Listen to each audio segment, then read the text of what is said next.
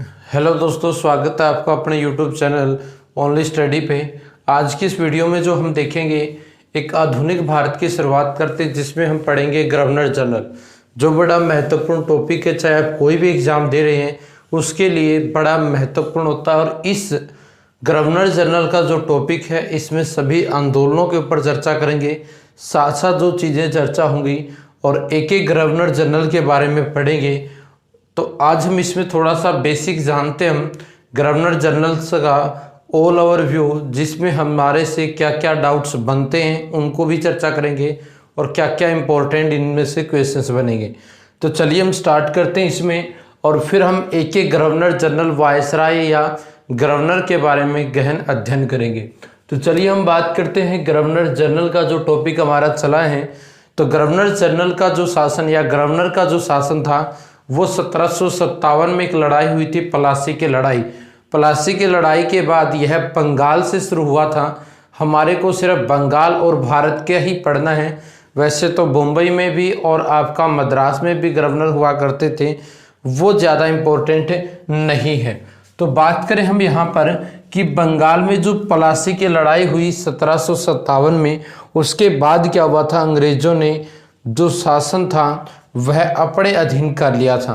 तो उसी के ऊपर हम चर्चा कर रहे हैं। तो देखिए, आपसे एग्जाम में पूछा जाएगा, बताइए बंगाल के प्रथम गवर्नर कौन थे। बंगाल के प्रथम गवर्नर कौन थे? तो आंसर आएगा हमारा रॉबर्ट क्लाइव। इसी ने 1757 की जो प्लासी की लड़ाई का नेतृत्व किया था, और 1757 से लेकर 60 तक ये क्या रहे थे, बंगाल के गवर्नर बने थे। ठीक है, क्या काम होते सारी चीज़ें हम अध्ययन करेंगे। एक बार हम इनके बारे में मेन जो पॉइंट्स हैं वो देख लेते हैं। तो रॉबर्ट क्लाइव 2 बार बंगाल के गवर्नर बने थे, एक बार फिर बाद में बनेंगे। ठीक है, रॉबर्ट क्लाइव 1757 से 60 तक बंगाल के गवर्नर बने। उसके बाद आपसे पूछा जाए, बताइए बंगाल के अंतिम गवर्नर कौन थे। बंगाल के अंतिम गवर्नर कौन थे? तो आंसर आएगा वारेन हेस्टिंग। ये अंतिम गवर्नर थे वारेन हेस्टिंग, जिसका शासनकाल 1772 से 73 तक रहा। 1773 में रेगुलेटिंग एक्ट आया। उसके बाद इस पद को गवर्नर जनरल के रूप में जाना जाने लगा। अभी तक ये सारे गवर्नर थे। देखिए, वारेन जो हेस्टिंग थी वो 1772 से 1785 तक बंगाल में रहे, लेकिन उन्होंने 1 साल तो गवर्नर के रूप में काम किया, और बाकी जो साल थे आपके, यानी वारेन हेस्टिंग ही बंगाल के प्रथम गवर्नर जनरल बने थे बच्चों। ठीक है, क्या बने थे? बंगाल के प्रथम गवर्नर जनरल। इस पॉइंट्स को भी ध्यान में रखना। वो कौन थे? हमारे वारेन हेस्टिंग।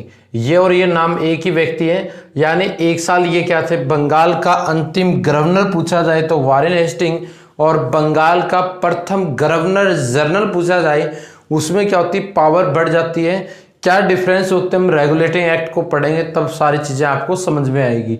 तो बात करें हम बंगाल के प्रथम गवर्नर जनरल पूछा जाए तो भी आंसर हमारा क्या आएगा, वारेन हेस्टिंग। और गवर्नर जनरल के रूप में इसने 1773 से 85 तक क्या किया, काम किया था। उसके बाद बंगाल का अंतिम गवर्नर जनरल कौन था? तो आंसर आएगा Lord William Bentinck. Lord William Bentinck Bengal के अंतिम गवर्नर जनरल थी, जो 1828 से लेकर 1833 तक क्या रहे, बंगाल के अंतिम गवर्नर जनरल के रूप में काम किया। और 1833 में आया फिर चार्टर एक्ट। चार्टर एक्ट आने के बाद इसको बंगाल से हटाकर क्या कर दिया गया, भारत का कर दिया गया, यानी इनको अब भारत का गवर्नर जनरल कहा जाने लगा। और इसी पद पर ये काम कर ही रहे थे बंगाल वाले पर, इसी को भारत का भी गवर्नर जनरल नियुक्त कर दिया। तो भारत के प्रथम गवर्नर जनरल पूछा जाए तो आंसर आएगा आपका कौन, लॉर्ड विलियम बेंटिंग, जो 1833 से 35 तक क्या रहे, भारत के गवर्नर जनरल है। 1828 से 33 तक तो बंगाल के थे, लेकिन भारत के ये क्या थे, 1833 से 35 तक बंगाल के भारत के गवर्नर जनरल रहे। ठीक है, उसके बाद हम बात करें, आपसे पूछा जाएगा, बताइए बंगाल के भारत के अंतिम गवर्नर जनरल कौन थे। भारत के अंतिम गवर्नर जनरल तो आंसर आएगा लॉर्ड कैनिंग थे, जो 1856 से 1858 तक क्या रहे, भारत के अंतिम गवर्नर जनरल के रूप में काम किया। और 1857 की क्रांति होने के बाद, ठीक है, ब्रिटिश सरकार ने अपने अधीन यह शासन लिया और यहाँ पर एक सरकारी कर्मचारी की नियुक्ति की गई, ठीक है। अब हम बात करते हैं, ये सारे के सारे ईस्ट इंडिया कंपनी के अंतर्गत काम करते थे, अब ब्रिटिश सरकार के अधीन काम करने लगे और 1 नवंबर 1858 को इस गवर्नर जनरल का जो पद था इसको समाप्त करके क्या कर दिया गया, वायसराय बना दिया गया। और भारत के प्रथम वायसराय इसी को नियुक्त किया गया, लॉर्ड कैनिंग को। और 1858 से लेकर 1862 तक रहे भारत के प्रथम वायसराय लॉर्ड कैनिंग, इस बात को आप ध्यान में रखना। उसके बाद भारत के अंतिम वायसराय कौन थे, सी राजगोपालचारी, जो 1948 से 50 तक बने थे। यहाँ से क्वेश्चन और बनेगा, भारत के अंतिम वायसराय पूछा जाए तो सी राजगोपालचारी, बताइए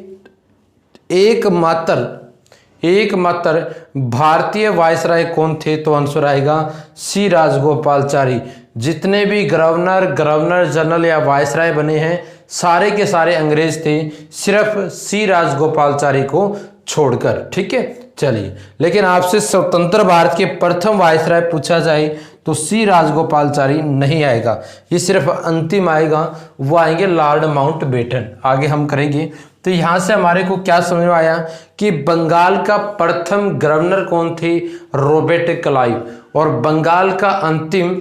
बंगाल के प्रथम गवर्नर जनरल कौन था, वारेन हेस्टिंग था। आई बात समझ में। आगे हम बात करें, भारत का प्रथम गवर्नर जनरल कौन था, लॉर्ड विलियम बेंटिंग, और अंतिम गवर्नर जनरल भारत के कौन थे, लॉर्ड कैनिंग, और भारत के प्रथम वायसराय थे लॉर्ड कैनिंग। ये बात थोड़ा सा आपने ध्यान से समझना है, ठीक है। हाँ, उसके बाद अगला हमारा यहाँ पर पॉइंट्स बनता है, स्वतंत्र भारत के वायसराय कौन थे। तो स्वतंत्र भारत के प्रथम वायसराय, जब भारत आजाद हुआ उस टाइम भारत के वायसराय कौन थे, तो आंसर आएगा लॉर्ड माउंटबेटन। यहां से एक बढ़िया क्वेश्चन ये भी बनेगा कि बताइए भारत के अंतिम वायसराय कौन थे, सी राजगोपालचारी।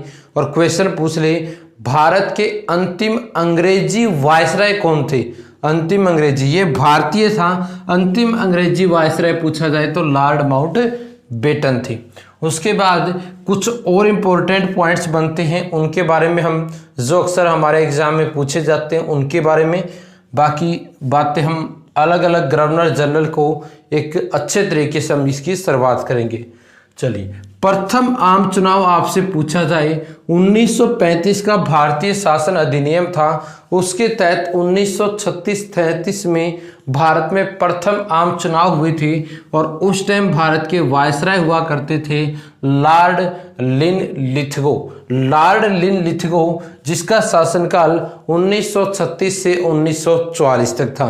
तो ये एग्जाम में कई बार पूछा जाता है आम चुनाव। वैसे हमारे आम चुनाव हुए थे जो स्वतंत्र भारत के बाद, वो हुए थे 1951-52 में प्रथम आम चुनाव हुए थे। उसके बाद हम बात करें, कांग्रेस की जो स्थापना हुई थी 28 दिसंबर 1885 को, उस टाइम भारत के वायसराय कौन हुआ करते थे, लॉर्ड डफरिन हुआ करते थे, जिसका शासनकाल 1884 से 1888 तक रहा था। तो ये भी एक इम्पोर्टेंट पॉइंट्स बनता है। चलिए, उसके बाद अगला एक इम्पोर्टेंट है, 1905 में हुआ था बंगाल विभाजन। तो बंगाल के 2 भाग बने थे, तो बंगाल विभाजन किसके समय हुआ था, तो आंसर आएगा लॉर्ड कर्जन के समय हुआ था। तो लॉर्ड कर्जन का शासनकाल 1889 से 1905 तक रहा था और 1905 में हुआ था बंगाल विभाजन। लेकिन आपसे पूछा जाए फिर कुछ समय के बाद इसको रद्द कर दिया गया क्योंकि विद्रोह ज़्यादा हो गए थे। तो बंगाल विभाजन रद्द आपसे पूछा जाए वो हुआ था लॉर्ड हार्डिंग द्वितीय के टाइम। लॉर्ड हार्डिंग द्वितीय ये आपके भारत के उस टाइम वायसराय हुआ करते थे, जिनका शासनकाल 1910 से 1916 तक था। उसके बाद आपसे पूछा जाए प्रथम जनगणना जो हुई थी भारत की वो किस वायसराय के टाइम हुई थी? तो आंसर आएगा लॉर्ड मेयो के टाइम हुई थी। और लॉर्ड मेयो का जो शासनकाल था वो 1869 से लेकर 1872 तक था। और 1872 में भारत में क्या हुई थी? प्रथम यानी पहली बार जनगणना हुई थी। लेकिन पहली बार सुनियोजित जो जनगणना हुई थी वो हुई थी लॉर्ड रिपन के टाइम 1881 में। उसके बाद आपसे पूछा जाएगा बताइए हड़प नीति। हड़प जो नीति है वो कौन से गवर्नर जनरल के द्वारा चलाई गई थी? तो आंसर आएगा लॉर्ड डलहौजी। लॉर्ड डलहौजी का शासनकाल 1848 से 1856 तक था। और यही हड़प नीति बनी थी 1857 की क्रांति का कारण। सहायक संधि। सहायक संधि क्या होती है वो हम आगे चर्चा करेंगे जब लॉर्ड वेल्जली के बारे में पढ़ेंगे। कौन से राज्यों ने अपनाई थी, कौन से ने नहीं अपनाई। तो लॉर्ड वेल्जली जो थे इसने सहायक संधि की शुरुआत करी थी जो 1798 से लेकर 1805 तक ये क्या रहे थे? गवर्नर जनरल के रूप में इन्होंने काम किया था। इस पॉइंट्स को ध्यान में रखना। उसके बाद स्थायी बंदोबस्त प्रणाली जो है बंगाल, उड़ीसा, असम वाले एरिया में जो चलाई गई थी स्थायी बंदोबस्त प्रणाली वह लॉर्ड कॉर्नवालिस के टाइम चलाई गई थी, जिसका शासनकाल 1786 से लेकर 1793 तक था। और एक बार बने थे 1805 में भी। तो 1786 से 1793 तक ये बंगाल के गवर्नर जनरल हुआ करते थे और इन्होंने स्थायी बंदोबस्त प्रणाली शुरू की थी। लॉर्ड कॉर्नवालिस एकमात्र ऐसे गवर्नर जनरल जिसका समाधि स्थल भी भारत में है। समाधि स्थल उत्तर प्रदेश के गाजीपुर में है और इसी को माना जाता है इंडियन सिविल सर्विस ICS भारतीय नागरिक सेवा जो परीक्षा होती थी उसका जनक भारत में किसे माना जाता है? लॉर्ड कॉर्नवालिस को माना जाता है। तो बच्चों फिलहाल इस वीडियो में इतना ही है। इस वीडियो को ज़्यादा से ज़्यादा शेयर करें, लाइक करें अच्छी लगे और कमेंट करें। अब हम एक एक गवर्नर जनरल के रूप में पढ़ेंगे, उसके द्वारा किए गए जो कार्य थे उनका विद्रोह एक आधुनिक भारत की हम एक अच्छे तरीके से शुरुआत कर रहे हैं। इस वीडियो को देखने के लिए बहुत बहुत धन्यवाद।